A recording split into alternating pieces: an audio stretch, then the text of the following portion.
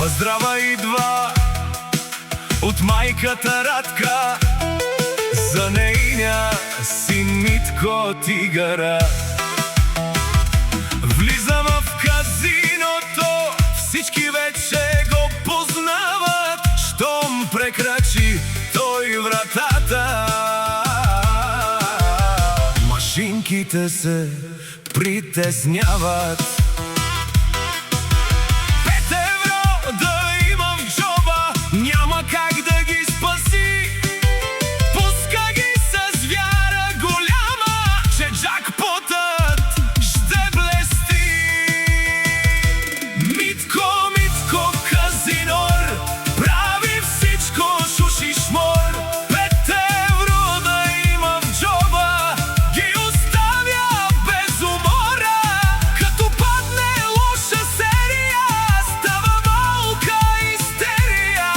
Вика, тази пак ме би, и машинката трепери.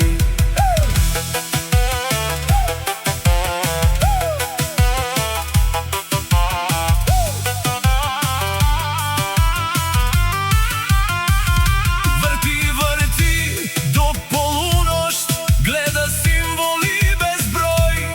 Като не му върже късметът, става страшно, братче мой.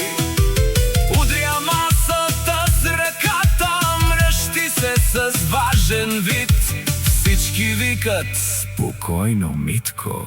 Той отвръща: имам план велик. Митко, Митко казинор, прави всичко шуш и шмор. 5 евро да има в джоба, ги оставя без умора. Като падне лоша серия, става малка истерия.